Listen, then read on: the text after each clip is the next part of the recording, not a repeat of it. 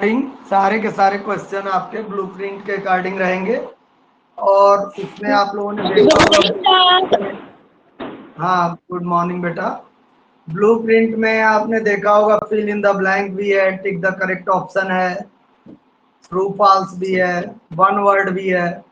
तो इससे ये क्लियर है ब्लूप्रिंट से कि चैप्टर के अंदर से गुड मॉर्निंग इन टेक्स्ट क्वेश्चंस आएंगे। तो क्योंकि आपकी बुक में तो कहीं एक्सरसाइज में दिया नहीं है कोई fill in the blank true false, तो आपको बुक रीडिंग करनी पड़ेगी और इसीलिए मैं आज इस क्लास को कर रहा हूं ताकि आपको एक आइडिया हो जाए कि आपको पढ़ना किस हिसाब से है। क्लासेज के दौरान, रिवीजन के दौरान तो हम लोगों ने कुछ आप लोगों को आइडिया दिया ही था, इसलिए मैं जा रहा हूँ एक स्क्रीन शेयर करने। ठीक है, पीडीएफ शेयर करने जा रहा हूँ आपके नैतिक शिक्षा बुक का और आप लोगों से उसी दौरान बात होगी। जी रिद्धिमा बताएं। सर पोएम आएगा? बिल्कुल आएगा, पोयम श्योर है आना है, उसमें लिखा हुआ है कि एक पोयम 5 मार्क्स का आएगा और पोयम वाले 3 चैप्टर्स हैं। आपको पता है? सुनिए, पाठ 1 याचना, पाठ 5 ऋषि महिमा और पाठ 9 गुणगान, ये तीनों कविताएं हैं और इनमें से किसी एक कविता की 5 या 6 लाइन आनी ही आनी है क्योंकि ब्लूप्रिंट में ऐसा मेंशन है। ठीक है सर, और पहले सर सुन लीजिए एक बार, माइक म्यूट करके सुन लीजिए एक बार। देखिए, याद है।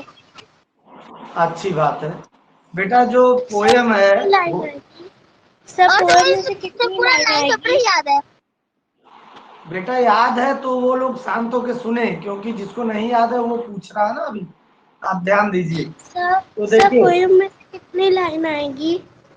पोयम में 6 लाइन एटलीस्ट लर्न कर लीजिए।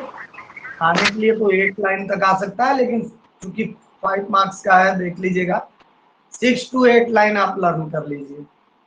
और एक कॉमन मिस्टेक जो सभी बच्चे करते हैं, यूनिट 1 में भी हमने देखा कि पोयम आपको याद तो रहता है, पोयम आपको याद तो रहता है, लेकिन जब आप उसे लिखते हैं तो क्या होता है कि मात्रा संबंधित गलतियां हो जाती हैं, आपको फुल मार्क्स नहीं मिल पाता। इसलिए पोयम को याद कीजिए और फिर उसे लिख कर उसका प्रैक्टिस कीजिए ताकि पता चले कि मिस्टेक कहाँ हो रही है। ठीक है सर, जी। सर आर्य समाज के नियम भी है सर? आर्य समाज के नियम देखिए ब्लूप्रिंट में है नहीं मेंशन, लेकिन चूंकि ये जनरल नॉलेज का क्वेश्चन है जो कि हर एक स्टूडेंट को जानना ही चाहिए, तो आप रिवीजन कर लीजिएगा। ठीक है, आपके चैप्टर 3 में आर्य समाज के कितने नियम्स के लिए दिया हुआ है? 7 से 10, 7 से 10, 7 से 10 का आर्य समाज नियम कम से कम याद करके रखिएगा, क्योंकि चैप्टर में चूंकि मेंशन है तो हो सकता है कि आपके क्वेश्चन पेपर में आ जाए। ठीक है, और कुछ और पूछना है? नहीं तो मैं पीडीएफ शेयर करूं? सर आप शेयर करिए स्क्रीन। हाँ ठीक, माइक म्यूट करके आप लोग देखिए, सुनिए, जिसको प्रॉब्लम होगी वो बोलेगा।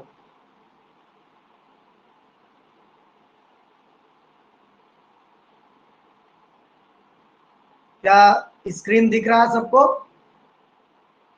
नो सर, अभी नहीं दिख रहा? एक मिनट बेटा रुक जाओ। सर दिख रहा है।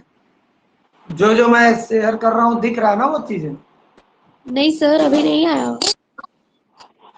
एक मिनट, ये दिख रहा है? नहीं सर। अभी कुछ नहीं दिख रहा है। ठीक है हो रहा, डोंट वरी। अभी तो दिख रहा है ना ये? अब यस दिख सर, रहा है बेटा? यस सर, यस सर, अभी भी दिख रहा है? Yes sir. ठीक, बस बस, ये मैंने एक पीडीएफ रखा है, देखिए। ठीक, पार्ट 1 अब दिख रहा है साफ साफ ना? Yes sir, yes sir. चलिए देखिए बेटा, बात मैं कर रहा था पोयम की। पोयम जब भी हम याद करते हैं तो बड़ी आसानी से हमें याद हो जाता है, कोई प्रॉब्लम नहीं होता है, कोई प्रॉब्लम नहीं होता है, ठीक है। लेकिन इसमें सबसे ज्यादा प्रॉब्लम कब होती है, जब हम पोयम को लिखना स्टार्ट करते हैं। जैसे अब आपने याद कर लिया और उसमें अब दुर्गुणों लिखने ही नहीं आ रहा है, ब्रह्मचारी लिखना ही नहीं आ रहा है, वीर व्रतधारी लिखना ही नहीं आ रहा है, तो इन सब पॉइंट्स पर आपके मार्क्स कट जाएंगे। तो आप पोयम याद कीजिए, लेकिन उसके साथ साथ आपको उसे लिखकर प्रैक्टिस भी करनी है। ओके सर मात्रा में कितने सर बेटा, मात्रा ही तो सब कुछ है, मात्रा ही तो सबसे इम्पोर्टेंट चीज है। आप क्लास 5 के स्टूडेंट हो। सर मात्रा में कितने मार्क्स? अरे मात्रा में आप मानकर चलिए 50% नंबर आपके कट जाएंगे, उससे ज्यादा भी कट सकते हैं। ले जाओ मम्मी को दे दो कौन। ठीक है बेटा, आगे देखिए इसमें से कुछ क्वेश्चन क्या बन सकते हैं। वैसे तो इस चैप्टर में क्वेश्चन यहाँ पर पोयम के अंदर से तो क्वेश्चन की बात नहीं कर सकते। अब बात करते हैं नेक्स्ट सर नेक्स्ट चैप्टर की, चैप्टर। गायत्री मंत्र का महत्व। अब देखिए इस बुक को जब इसकी लाइन बाय लाइन आप रीडिंग करेंगे तो सबसे पहली लाइन जो ये लिखी है, गायत्री मंत्र चारों वेदों का सार है, यही एक क्वेश्चन बन जाएगा। सर आपने तो क्लास में बुक में भी सब मार्क कराया है। हाँ, फिर के बुक्स में मैंने अंडरलाइन चैप्टर्स में करा दिया था, और क्लास के बच्चे अगर जुड़े हैं तो जरा इन चीजों को कीजिए कि यहाँ से ट्रू फॉल्स बन सकता है, फिल इन द ब्लैंक्स बन सकता है, द करेक्ट बन सकता है, कि गायत्री मंत्र चारों वेदों का सार है। तो सर आप आपकी वॉइस क्लियर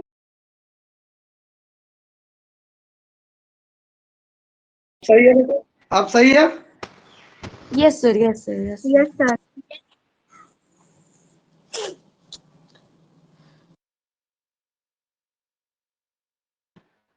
तो पूछा जा सकता है कि गायत्री मंत्र कितने वेदों का सार है, किस मंत्र को गुरु मंत्र कहा जाता है,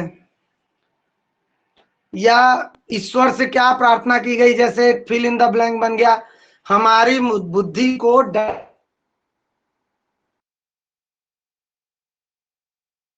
लाइन बनेगी, सन्मार्ग पर चलने की प्रेरणा दो, तीसरी लाइन है ना। आगे पढ़िए, देखिए थोड़ा आगे जाइए तो आपको पता चलेगा इसमें सर आपकी कि वॉइस क्लियर स्वामी नहीं आ रही है।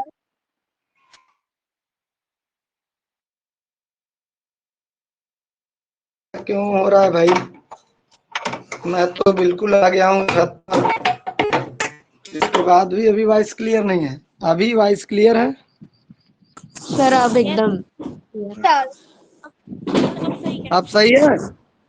Yes sir. चलो यस सर, एकदम यस सर। छत पे मैं आ चुका हूँ बेटा। तो इसमें देखिए एक क्वेश्चन ये है कि स्वामी विरजानंद को किस मंत्र से ज्ञान की प्राप्ति हुई, ये भी बन जाएगा। उसके बाद देखिए ये आनंद स्वामी जो है, सबसे लास्ट लाइन पेज 9 पर, आनंद स्वामी का नाम क्या था, क्या नाम था उनका, देखिए महात्मा पेज 9, खुशहाल थे। महात्मा खुशहाल चंद। और ये किस मंत्र के बड़े भक्त थे, गायत्री मंत्र। इसी तरह जब चैप्टर रीडिंग आप करेंगे तो आपको कई क्वेश्चन ऐसे मिलेंगे जहां से बनाए जा सकते हैं क्वेश्चन, इन टेक्स्ट क्वेश्चन। और सर आगे चलिए, ये बहु विकल्पीय और सर लघु विकल्पीय क्या है? दीर्घ उत्तरीय और लघु उत्तरीय प्रश्न, वो तो जो यस सर, एक्सरसाइज में दिए हुए हैं क्वेश्चन आंसर, उन्हीं यस को सर। आपको याद रखना है, उन्हीं में से आएंगे द क्वेश्चन 5 और कुछ छोटे क्वेश्चन 5, ठीक है, ओके, यस 2 सर। नंबर के और 3 नंबर के, ठीक है ना। और यस सर। उसके बाद आगे चलिए पेज नंबर 10,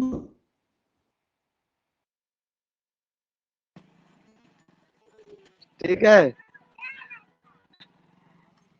अब देखो ध्यान से बेटा, यस सर। क्लास चल रही है। हाँ, तो इसमें देखिए संयोगवश आर्य समाज नित्यानंद जी उनके घर आए, तो क्वेश्चन बन सकता है कि महात्मा आनंद स्वामी के घर कौन आए, तो कौन से स्वामी आए थे? नित्यानंद। जी। नित्यानंद। आगे आगे चलिए देखिए, तो नित्यानंद जी। पूछ रहा है कि आनंद स्वामी जी को ये कि घर पर प्रशंसा के पत्र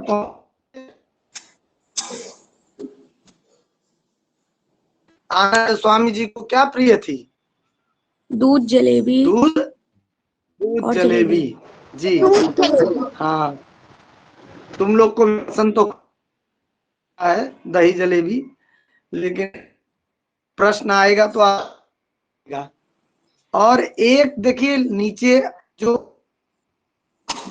पर एक लाइन है, उनका ज्ञान मनोबल और तपोबल गायत्री मंत्र का ही प्रसाद था। ठीक है, यस सर। यहां से क्वेश्चन बन सकता है कि किसका ज्ञान का था, बताइए। सर गायत्री मंत्र का ही प्रसाद था। ना, लेकिन किसके लिए? आनंद स्वामी के लिए। आनंद स्वामी आनंद के लिए सर। हाँ, सर आनंद स्वामी की बुद्धि गायत्री मंत्र के जाप की वजह से तेज हुई। के लिए ही ना वह साबित हुआ गायत्री मंत्र। सर ऐसे कई क्वेश्चन बुक के अंदर से बन सकते हैं अगर शॉर्ट पॉइंट में लिया जाए बुक तो। के अंदर से आपके सुनिए 20 मार्क्स के क्वेश्चन आ रहे हैं, देखिए ब्लूप्रिंट को। Yes sir. लगभग 20 मार्क्स के क्वेश्चन, 20 मार्क्स के क्वेश्चन आपके इन टेक्स्ट हैं। अब देखिए एक्सरसाइज का तो सारा क्वेश्चन याद करना है। Yes sir. अब अगले पाठ में समाज के कितने नियम हैं? 10। आर्य समाज के 10 नियम। ये तो सबको याद है, अब कोई इसमें डाउट नहीं है। आर्य समाज के 7वां 8वां 9वां और 10वां नियम आप याद कर लीजिएगा। Yes sir. अब आगे देखिए। सर क्वेश्चन में इसका हाँ, हाँ तो बोला हो ना इसकी शुरुआत है। ए भाई माइक म्यूट कर लीजिए बेटा, किसी का माइक अनम्यूट है, माइक जो म्यूट लड़ कर रहे। लीजिए। सुनिए, सबके साथ प्रेम और डैश का व्यवहार करना चाहिए। प्रेम और ईमानदारी। ईमानदारी का व्यवहार करना चाहिए। सब समझाना काम नहीं कर पाता। नहीं, आगे चलिए पेज 12 पर। हाँ, ये देखो पेज 12 की पहली लाइन ही सबसे इम्पोर्टेंट लाइन है कि विद्या विद्या जीवन को सामाजिक उन्नति से लेकर मोक्ष तक ले जाने का साधन है। तो क्वेश्चन बन सकता है कि मोक्ष तक ले जाने का साधन क्या है? विद्या। मोक्ष तक ले जाने का साधन विद्या जीवन है। हाँ, मोक्ष तक ले जाने का साधन विद्या है। विद्या जी। विद्या जी। धर्म के नाम पर अधर्म नहीं, ये लाइन तो सही है। अच्छा, विद्या के शत्रु कौन कौन से हैं? विद्या के शत्रु मतलब धर्म के नाम पर मतलब अधर्म और पाखंड फैलाना, ये विद्या के शत्रु हैं, अधर्म और पाखंड। Yes sir. अरे भाई, अगर आपको ज्ञान हो जाएगा तो आप अधर्म करेंगे ही नहीं और आप पाखंड में विश्वास नहीं करेंगे। ठीक है, ये बहुत इंपॉर्टेंट क्वेश्चन है, अंडरलाइन कर रहे हैं आप लोग। Yes sir. Yes sir. पूछा जा सकता है कि विद्या के शत्रु कौन है, तो अधर्म और पाखंड। हाँ, आगे चलिए देखिए। हाँ, एक ही शिक्षे के पहलू कौन कौन है? विद्या और अविद्या। अविद्या का नाश और विद्या की वृद्धि। अविद्या का नाश और विद्या की वृद्धि एक ही सिक्के के दो पहलू हैं। सही है ये? देखिए कितने क्वेश्चन बन रहे हैं। हाँ सर। सर अच्छा, एक एक फिल इन द ब्लैंक या वन वर्ड आ सकता है। केवल अपनी, ट्रू फॉल्स आ सकता है। केवल अपनी उन्नति से संतुष्ट होना परमार्थ है। नहीं सर। No sir. स्वार्थ है, स्वार्थ ना। Yes sir. मतलब कि हमको सबकी उन्नति के लिए सोचना चाहिए, केवल अपनी उन्नति के लिए नहीं। यस और बताइए, ढूंढते हैं। सर। भले क्या बेटा? असंख्य है। अच्छा, कोई बात नहीं, आप लोग अंडरलाइन किए हैं, लेकिन हो सकता है दूसरे क्लास में ना हुआ हो, तो सबको सुनने दीजिए, आप लोग भी सुनिए, रिवीजन हो जाएगा। सर एक ये भी है, भले कार्य अनंत हैं असंख्य हैं, इसी पेज में। हाँ, कहाँ पर है भाई? देखिए तो, बहुत अच्छा। हाँ, नीचे है। भले ये जो कार्य अनंत है, असंख्य है। अंडरलाइन कर लीजिए, ये बहुत इंपॉर्टेंट है। बहुत अच्छे। अच्छा, हमें किस तरह के कार्यों को करना चाहिए? भले कार्य अनंत है के ऊपर वाली लाइन देखिए, हमें सर्वहितकारी कर्मों को करना चाहिए। दिख रहा है? Yes sir. और ये भी आ सकता है सर कि हाँ, हाँ चलिए सर, ये अगली भी आ बात। सकता है सर। कौन सा? जी जी। सर ये सर्व हितकारी नियम पालने में व्यक्ति को परतंत्र ही रहना चाहिए। हाँ हाँ, बिल्कुल, ये भी अच्छी लाइन है। ये सब जगह से क्वेश्चंस बनते हैं। अगला देखिए पेज, जो एक्सरसाइज है उसके क्वेश्चंस तो मुझे लगता है आप सभी ने याद कर लिया होगा। तो ये सर ये चीज पूछ रहे थे कि ये जैसे पेज नंबर 13 के नीचे ये सत्कर्ता से अवसर की ताक में रहना है सर, ये सब भी आएगा? ये नहीं आएगा बेटा, ये केवल आपके नॉलेज के लिए था। ये नहीं आना है, आएगा एक्सरसाइज से, ठीक है। अब इसमें से भी कोई वन वर्ड बन जाए तो बात अलग है भाई। जैसे सतर्कता से अवसर की ताक में रहना, कौशल और साहस से अवसर को प्राप्त करना। ये देखिए फिल इन द ब्लैंक बन सकता है। कौशल डैश से अवसर को प्राप्त करना। अब fill in the blank true false तो बन ही सकता है, ठीक है। तो अंडरलाइन कर लीजिएगा। हाँ, पार्ट 4 चलिए देखते हैं। सर इसमें सुनिए ना, सुनिए। मूल शंकर के हृदय में किसके स्वरूप को जानने की भावना पैदा हुई? भगवान के। भगवान शिव के सच्चे रूप को। हाँ। अच्छा, मूल किसका मन संसार से विरक्त हो गया? मूल शंकर। हाँ, ठीक। आगे चलिए। सर इस समय मूल शंकर की आयु 22 वर्ष थी। उन्होंने अपना नाम शुद्ध चैतन्य लिया और गुरु की खोज में निकल पड़े। आपने ये कराया था अंडरलाइन। बिल्कुल बिल्कुल, यहाँ से देखिए क्वेश्चन बन रहा है कि जिस समय मूल शंकर ने घर त्याग किया, उस समय उनकी आयु क्या थी? क्या थी भाई? एक मिनट, कुछ बच्चे सर रिक्वेस्ट 22 शेयर किए हैं, उनको मैं एक्सेप्ट करा दूं। सर हाँ बेटा। बंदियों से मुक्त हो शुद्ध चैतन्य कौन सी नदी के किनारे स्थित योगियों के चक्कर लगाने लगे? बिल्कुल सही है, ये मैं भी कराना चाहता था, कर लीजिए सभी लोग। मैं सर जरा नाइस क्वेश्चन। एक बच्चा यार भेजा हुआ है, दिख नहीं रहा। चलिए कोई नहीं। तो हो गया ये। आगे कौन सी लाइन है, जरा रीड करके बताइए। सर ये भी मत सकता। घर के बंद नदी के किनारे स्थित योगियों के चक्कर लगाने लगे। और सर ये भी तो क्वेश्चन बन के आ सकता है सर। तट पर सर कौन से मेले में पिताजी के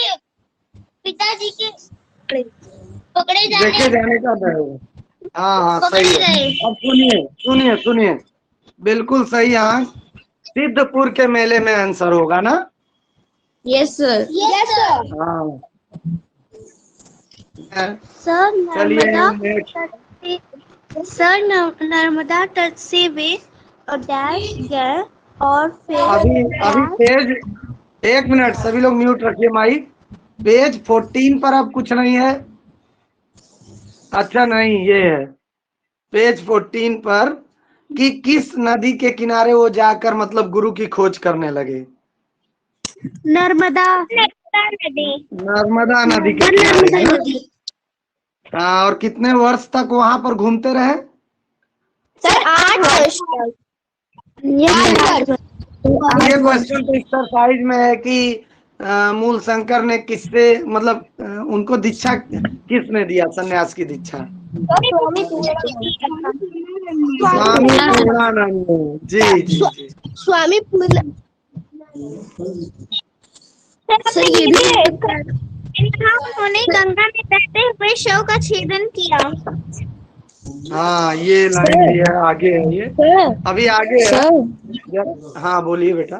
सर जैसे ये भी बन सकता है, स्वामी दयानंद ने हठ योग प्रदीपि का पुस्तक को गंगा में क्यों बहा दिया? हाँ, ये तो एक्सरसाइज में प्रश्न है, इसे आप लोगों ने याद किया होगा, अच्छी बात है।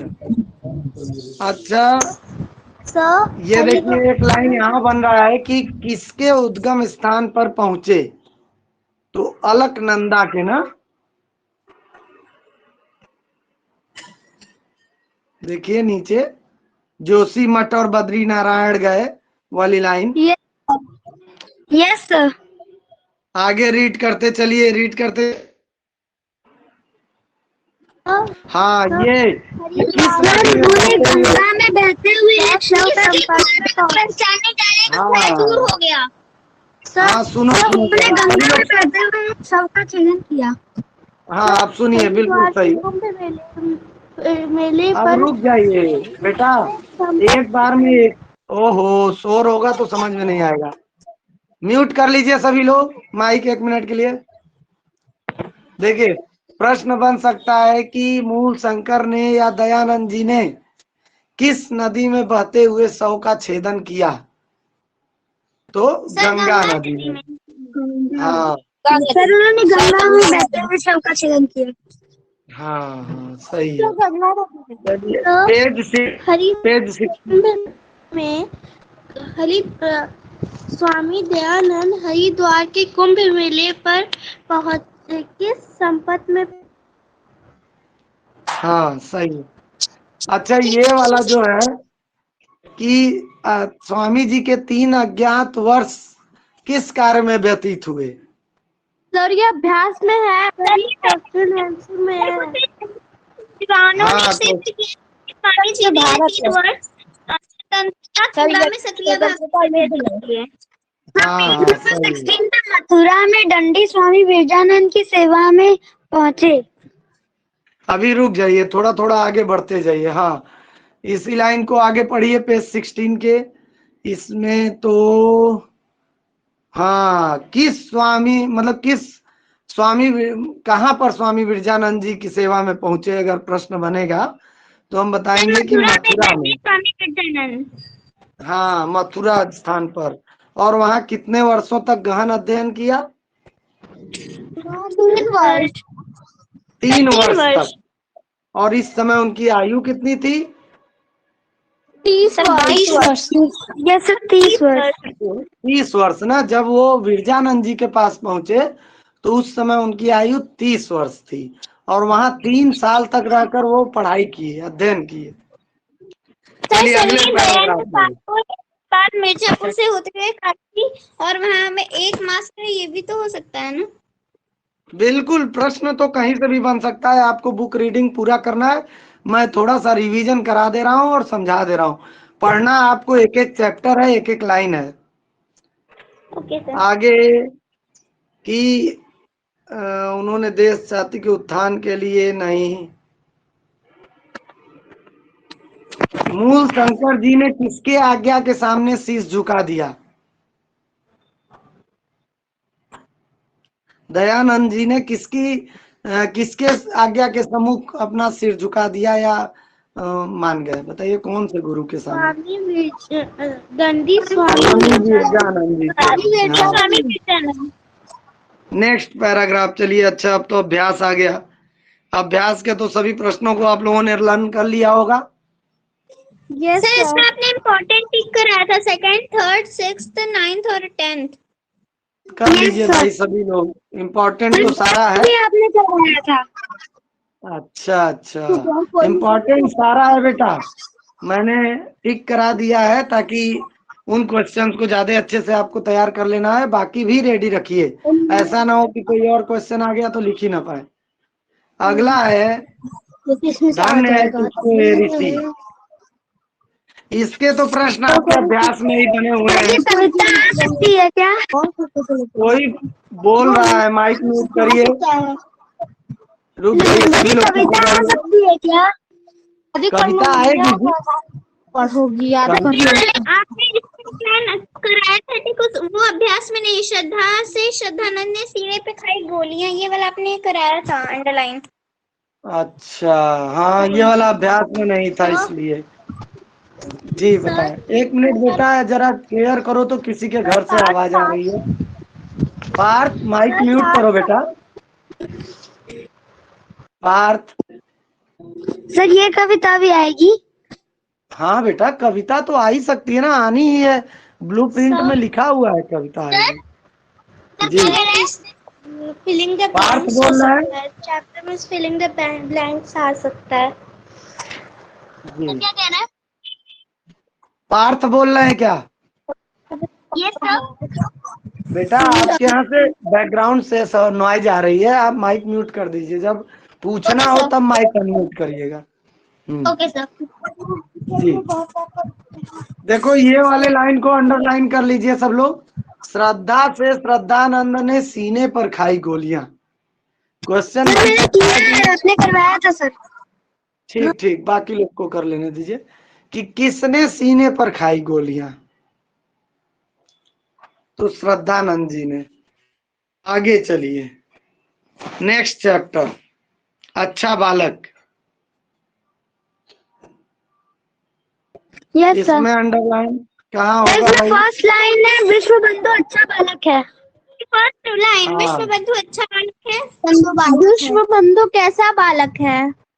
हाँ, ये प्रश्न बन सकता है।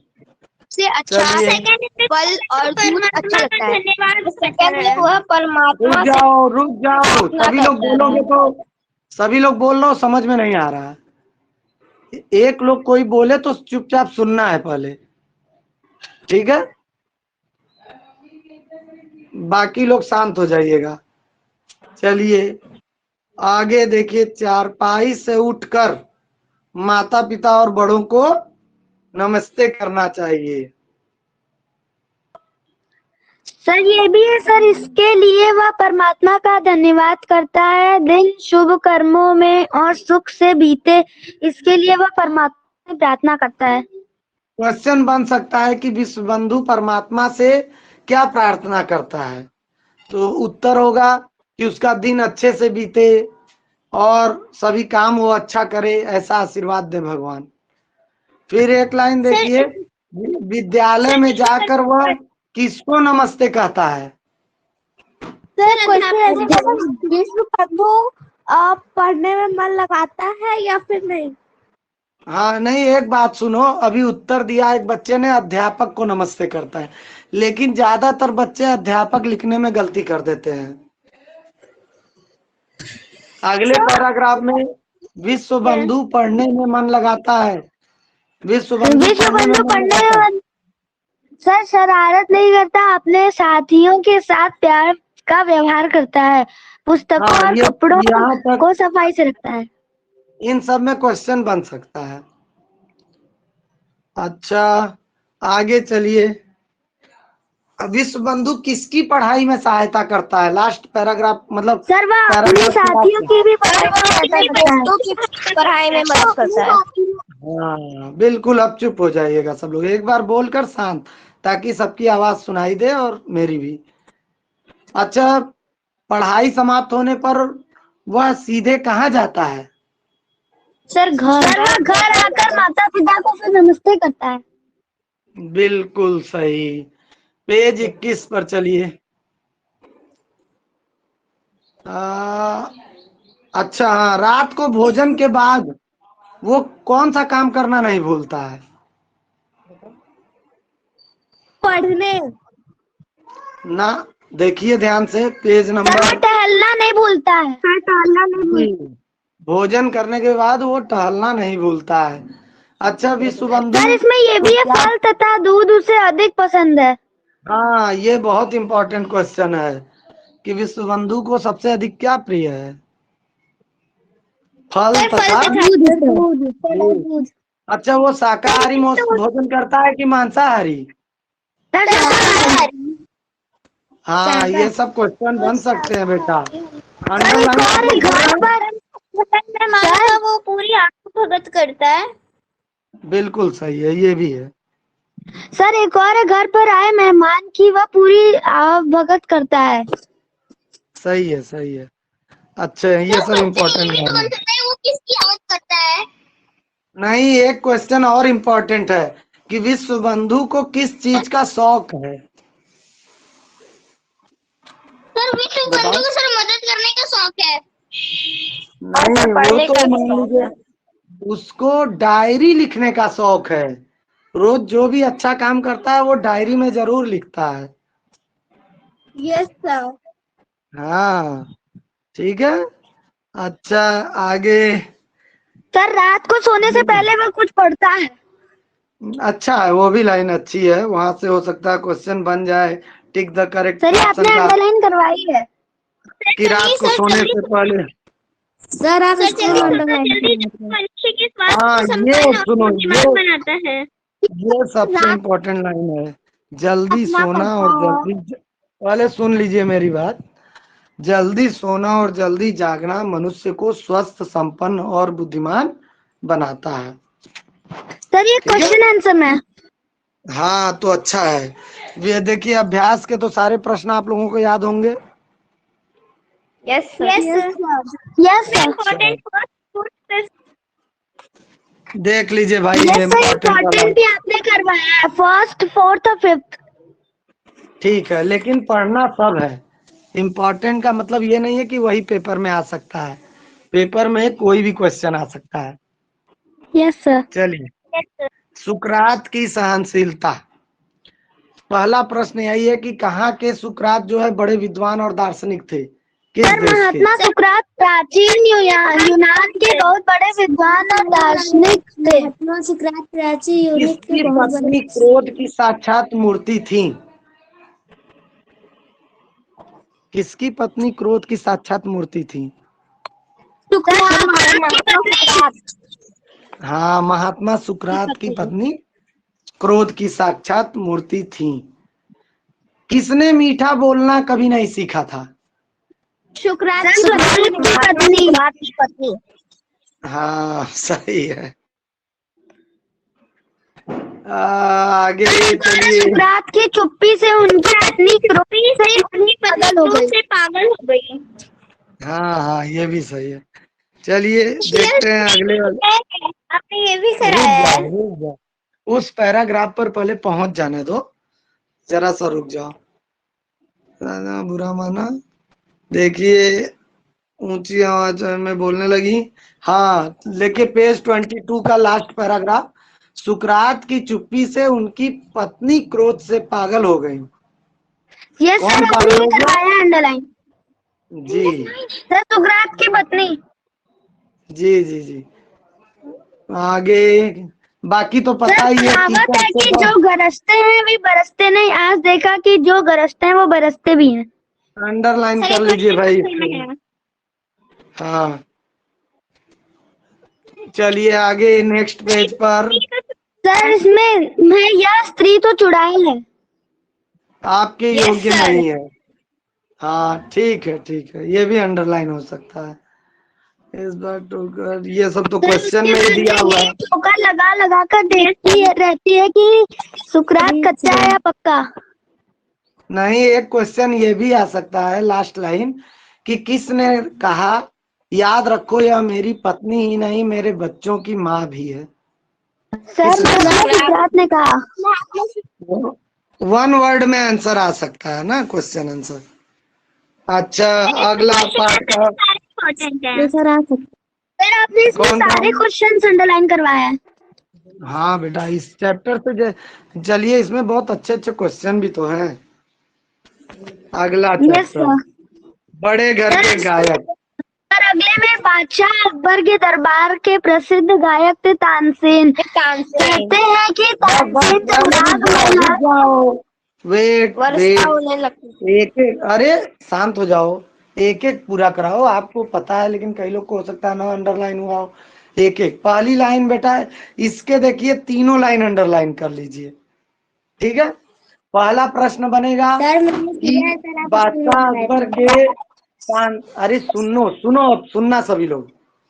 तानसेन किसके दरबार के गायक थे? सर बादशाह अकबर के दरबार के गायक थे। ठीक। कौन सा राग गा तानसेन कौन सा राग गाते थे तो वर्षा होती थी? सर मल्हार। और कौन सा राग गाते थे तो दीपक जल उठते थे? दीपक राग। दीपक राग। Yes sir. इन सबको लिख कर प्रैक्टिस करना बेटा। चलिए, सर नेक्स्ट पैराग्राफ में स्वामी हरिदास वृंदावन में यमुना तट पर पत्तों की झोपड़ी में रहते थे। हाँ हाँ सही। अब सुनना, मेरी बात सुनो, ये तो है ही। तानसेन के गुरु का क्या नाम था, ये तो एक्सरसाइज में है ही। फिर अगली लाइन है, स्वामी हरिदास वृंदावन में यमुना तट पर पत्तों की झोपड़ी में रहते थे। यस सर, आपने अंडरलाइन करवाया है। अच्छा, अगले पैराग्राफ में देखिए कि स्वामी तानसेन बादशाह को कहाँ के जंगल में लेकर गए? तानसेन बादशाह को वृंदावन के जंगल में। वृंदावन के जंगल में ले गए थे। अगले पैराग्राफ में देखिए कि, रुको, अगले पैराग्राफ में कुछ नहीं है, पेज 20। अब इसमें देखिए कुछ काम की चीज। सर स्वामी हरिदास ने सुना तो झुंझला उठे बोले। अच्छा, कौन झुंझला उठा ना, ये प्रश्न बन सकता है। अच्छा, तो स्वामी हरिदास स्वामी हरिदास के पास आकर खड़े हो गए। अंडरलाइन कर लीजिए इसे। और उनके गाने से कौन झूम उठे? सर बादशाह अकबर। नहीं, वो तो झूमे ही। देखिए, अगर लाइन करें, वृक्ष और पौधे। वृक्ष और पौधे। हाँ, बादशाह भी सही है, बादशाह भी सही है। अगला है, अगले पैराग्राफ। मस्त हो गए। कौन मस्त हो गए ना? संगीत की मधुर ध्वनि उनके कानों में अभी तक गूंज रही थी। स्वामी हरिदास जगतपति के गायक हैं। सर इससे क्वेश्चन बन सकता है, संगीत की मधुर ध्वनि किनके कानों में गूंज रही थी? हाँ, बहुत सुंदर क्वेश्चन, बहुत अच्छे। अब अगले पैराग्राफ में देखिए कि स्वामी हरिदास जगतपति के गायक हैं। स्वामी हरिदास बन सकता है, स्वामी हरिदास। और एक क्वेश्चन ये पूछ सकता है कि कौन छोटे दरबार का गायक है? तानसेन। अरे कौन लाइन है बड़े एक मिनट घबरा के नहीं, एक चीज एक्सप्लेन करने दो पहले। कौन बड़े घर के गायक है? सर स्वामी हरिदास। और कौन छोटे घर के दरबार के गायक है? तानसेन। हाँ, चलिए।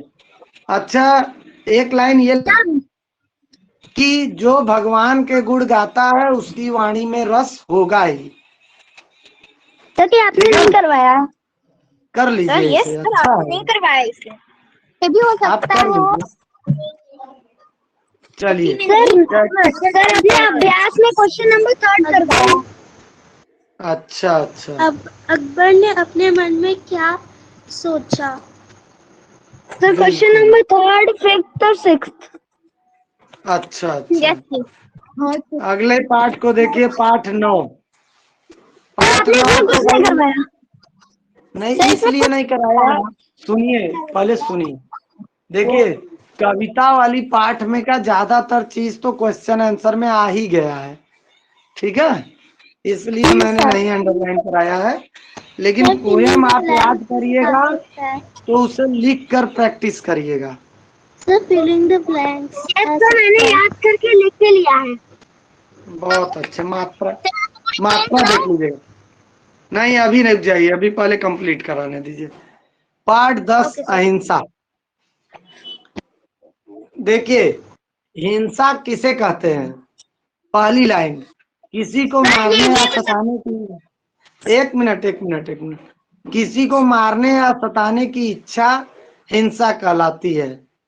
सर और हिंसा ऐसी हत्या को इच्छा न हिंसा होना, कहते हैं और ऐसी इच्छा का ना होना अहिंसा कहलाता है। और ये देखो दो बहुत इंपॉर्टेंट पॉइंट। एक मिनट सुन लो, सुनो, सभी लोग चुप हो जाओ एकदम। बहुत इंपॉर्टेंट ये तीनों पॉइंट हैं। हिंसा हत्या को जन्म देती है, हत्या करना पाप है, और अहिंसा को परम धर्म कहते हैं। ये 3 क्वेश्चन बहुत इंपॉर्टेंट है। सर आप अंडरलाइन करवाए हैं। अच्छा, यस सर, ठीक है। यस सर, आपने अंडरलाइन करवाया है। महात्मा गांधी किस पर बड़ा बल देते थे? किन 2 बातों पर? सर अहिंसा और सत्य। सर अहिंसा और सत्य पर, बिल्कुल सही है। सर एक और लाइन है, उन्होंने स्वाधीनता का संग्राम भी इन 2 हथियारों से ही लड़ा। प्रश्न बन सकता है कि गांधी जी सत्य और अहिंसा के बल पर कौन सा संग्राम लड़े? तो स्वाधीनता का संग्राम। अब जानते हो, सुनो, रुक जाओ, वेट, अभी पहले मेरी बात सुनो।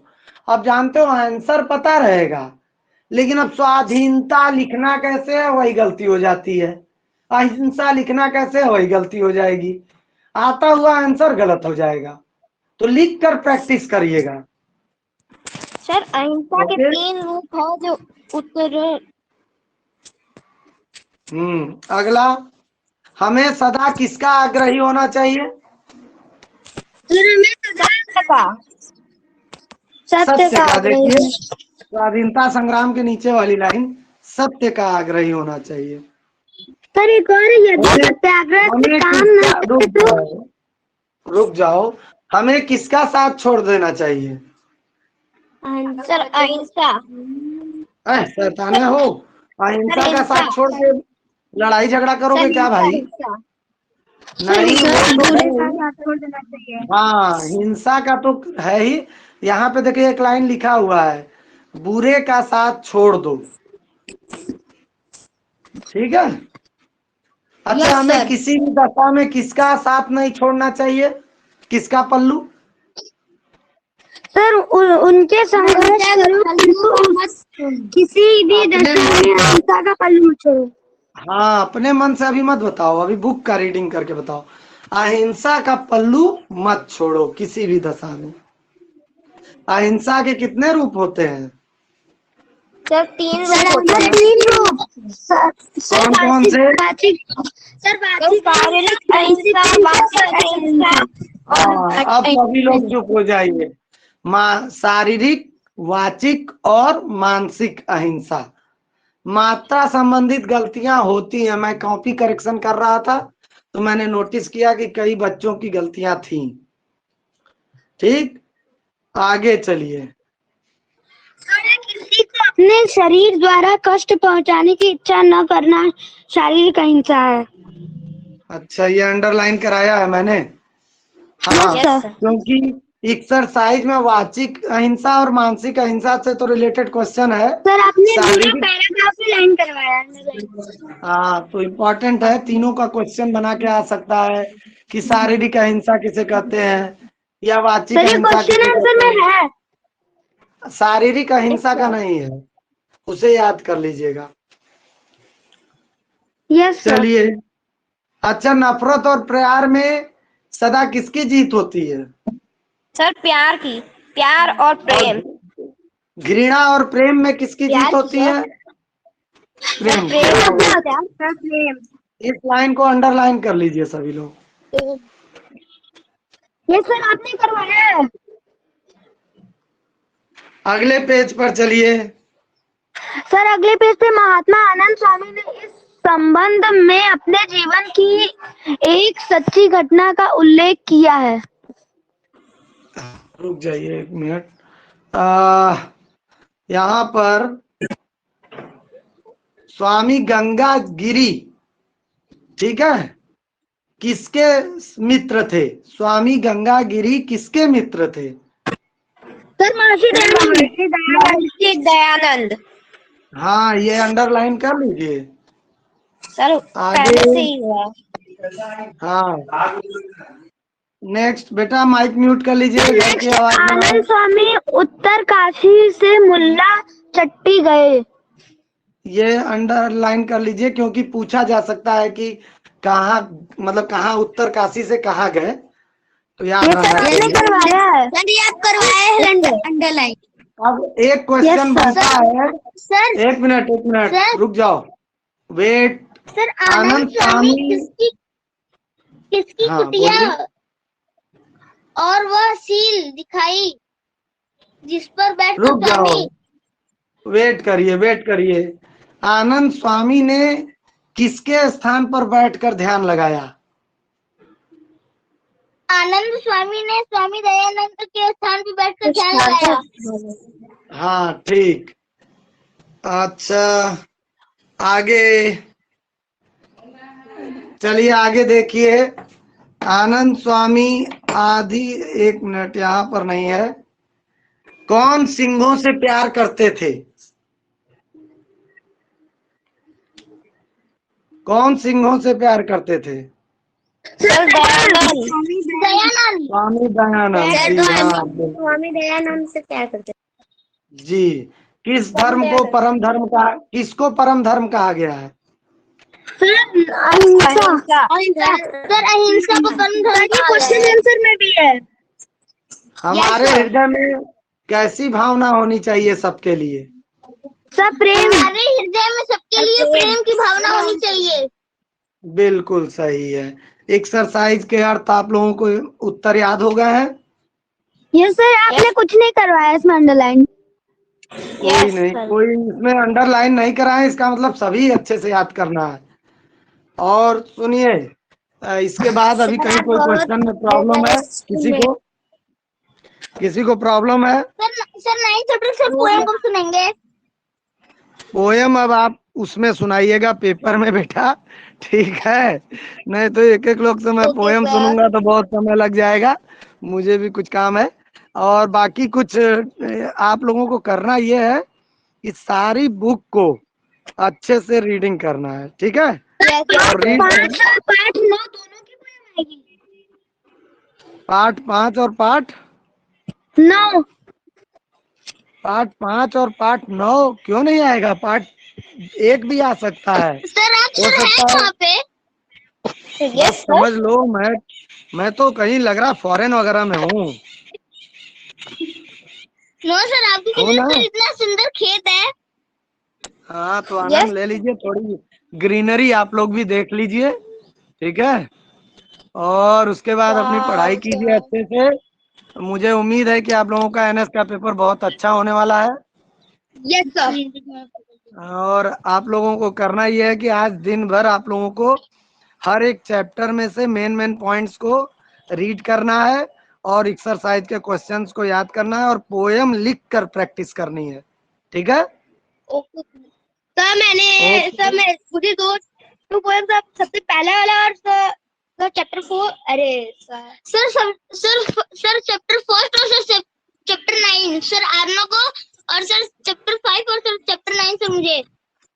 अरे तो क्या चीटिंग करने वाले हो क्या? हैं? पूरा याद होना चाहिए ना भाई। चलिए ऐसा करिए, सुनिए मेरी बात ध्यान से सुनिए। ऐसा है बेटा, आप लोग तैयारी कीजिए अच्छे से, ठीक है? आज के लिए इतना ही। 6 to 8 लाइन लर्न कर लीजिएगा एटलीस्ट, ठीक है? और इसके बाद अगर कोई प्रॉब्लम होती है तो व्हाट्सएप करके आप पूछिएगा। बाकी आज के लिए इतना ही। Thank you, have a nice day बेटा। All class. थैंक यू बेटा। बाय।